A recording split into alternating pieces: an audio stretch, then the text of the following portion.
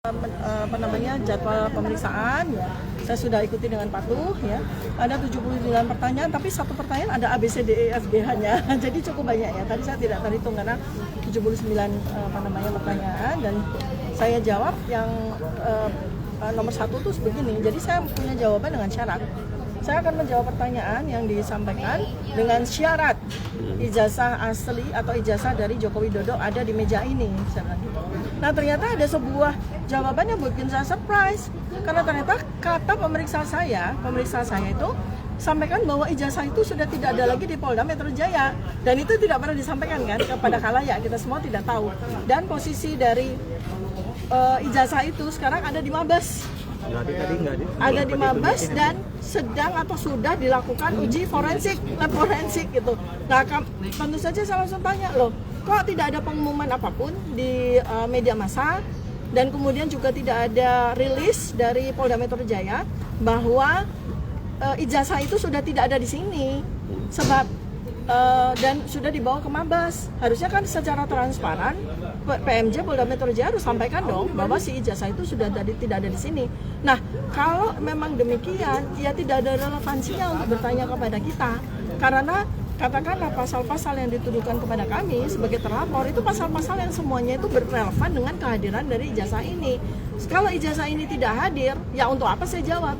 Karena kan jadi tidak nyambung ya, itu penjelasan saya ya. Jadi ini teman-teman media supaya digaungkan ya bahwa ijazah itu ternyata posisinya sudah tidak di Polda Metro Jaya lagi, katanya di Bareskrim, di Mabes. Ya udah kita cari tahu di sana sudah sampai sejauh mana.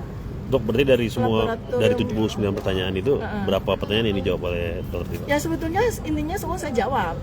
Intinya semua saya jawab, tetapi ketika kemudian pertanyaan itu relevansinya adalah pada pasal yang dituduhkan, ya kami bertanya tentang ijazah tersebut, begitu ya. Jadi itu yang saya sampaikan. Sebab kalau saya ditanya ini itu ada sekian video, ada ini, itu kan semua urusannya dengan ijazah. Semua pertanyaan itu hubungannya adalah dengan ijazah, gitu. Ya, jadi ya tidak ada relevansinya saya jawab kalau ijazah itu nggak hadir, ya kan? Dok, tadi kan sempat ada dokter kalau nggak salah sempat ngomong soal menolak sumpah. Itu seperti apa? Oh sumpah, ya sumpah itu karena memang tadi isi sumpahnya saya juga akan didampingi oleh para kuasa hukum saya ya. Isi sumpah itu agak riskan bagi saya untuk saya tanda tangani dan secara undang-undang saya boleh untuk tidak menandatangani sumpah tersebut. Karena begini, jadi dari seandainya nih nauzubillah min dzalik ya, tentu saja saya tidak ingin ini berkembang gitu kan ya. Saya ingin masyarakat tuh jangan sampai jadi korban kriminalisasi oleh satu orang ini loh. Baik ya bahwa kita beracara seperti ini ya itu membutuhkan dana besar sekali dan itu dana APBN, dana pajak rakyat ya. Dan ketika kemudian setiap hari tambah lagi orang yang diperiksa itu berapa banyak dan sampai berapa lama, itu ya yang saya sayangkan di dalam. Padahal persoalannya kan sangat sederhana. Pak Joko Widodo punya nggak sih ijazah? Ya kan? Kalau memang katanya itu sudah disampaikan ke Polda Metro Jaya, itu ijazahnya asli apa tidak? Kami sebagai saya terutama RRT ya, Roy, Rismond dan Tifa, kami punya ilmu untuk melakukan membantu polisi, membantu masyarakat untuk memverifikasi dengan ilmu kami apakah ijazah yang katanya itu disita oleh Polda Metro Jaya itu identik atau otentik atau asli atau tidak gitu kan, sederhana. Jadi kami pun juga bisa menyampaikan kepada masyarakat supaya pertanyaan 11 tahun yang sudah menghasilkan korban kriminalisasi 2 orang ya, Bambang Tri dan Gus Nur itu berhenti. Dan kemudian apa yang terjadi ketika kami hasil penelitian kami terkait dengan ijazah itu sudah kami bukukan, namanya Jokowi's White Paper, itu selesai. Itu pertanyaan 11 tahun itu sudah dijawab secara saintifik bahwa ijazah itu memang palsu. Nah, tinggal apa sekarang konsekuensinya? Ya Pak Jokowi berterus terang saja. Jangan malah kemudian karena masih memiliki kekuasaan mengkriminalisasikan semua orang sembarangan dengan pasal-pasal yang tidak ada dasarnya sama sekali gitu loh, ya. Untuk tadi buku yang dokter bawa, Jokowi's White Paper, ditunjukkan juga nggak ke penyidik dalam pemeriksaan? Oh enggak, belum waktunya. Okay. Itu kan nanti ada di sebuah, ini sebetulnya bukunya buku publik ya. buku publik. Jadi buku 700 halaman ini isinya adalah penelitian kami bertiga terkait terutama tentang ijazah dan dokumen-dokumen yang mendukung pada sebuah proses terproduksinya sebuah ijazah ya. Deskripsi, ada KRS dan sebagainya, kemudian foto, kemudian perilaku. Kalau dari sisi ilmu saya, neurobehavior, neuropolitika ya, metakognisi, itu saya menggunakan ilmu telematika atau temuan telematikanya dari Pak Roy, saya menggunakan ilmu digital forensik dan temuan digital forensiknya dari Pak Rismon, saya gabungkan sebagai sebuah metakognisi. Nah, kemudian yang saya jadi tugas saya adalah bagaimana sih perilaku Joko Widodo selama ini, kemudian bagaimana body language, face language-nya itu cocok nggak sih dengan prototyping atau profiling dari digital forensiknya. Nah, itu penting sekali. Dan ternyata memang kalau ditanya setiap kali ada video yang kemudian kita adjust dengan facial action coding system seperti itu, memang tampak menutupi sesuatu. Nanti baca ya. Jadi itu nanti ada kuantifikasinya, ada penghitungan secara statistiknya seperti apa yang menunjukkan bahwa dia memang menutupi dokumen-dokumennya. Dok, kalau untuk bukunya sendiri udah dijual mulai sekarang atau? Sudah karena kan memang sudah banyak sekali yang melakukan pemesanan. Insya Allah distribusi dari buku yang dipesan sejak kemarin ya, sejak kami soft launching di Jogja tanggal 18 Agustus kemarin, itu sudah akan kami distribusikan mulai tanggal 27 Agustus 2025. Tapi masih versi bahasa Indonesianya. Kami bikin dua versi bahasa Indonesia dan versi bahasa Inggris. Dan insya Allah nanti bulan September versi bahasa Inggris sudah ada, karena teman-teman diaspora itu akan membawanya ke PBB, sidang umum PBB. Ya. Kalau untuk buku sendiri berarti nggak cuma dijual di Indonesia aja, enggak. Karena ada translate bahasa Inggris. Ya, yang sudah ada listingnya ada di 25 negara nanti dalam bahasa Inggris ya. Kalau untuk bahasa Indonesianya sudah tersedia, kami juga sudah siapkan tim untuk menerima pemesanan dan dengan cepat nanti kami akan segera distribusikan.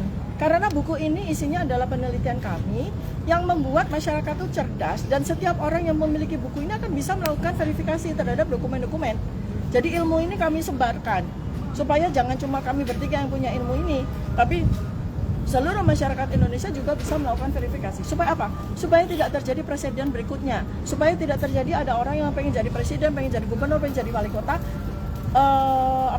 maju dengan ijazah atau dengan dokumen yang tidak otentik. Buku itu yang nanti akan menjadi panduan untuk setiap masyarakat itu bisa melakukan verifikasi terhadap setiap dokumen yang kita rasa janggal atau tidak otentik. Kalau harga buku sendiri itu berapa kisaran harganya? Ya, jadi kami bikin dua versi. Yang versi satu itu versi premium atau eksklusif ya, collectible version itu 500.000 ya, itu lux ya, dengan hardcover, full colors, art paper, pokoknya buku-buku yang collectible seperti itu. Harganya 500.000.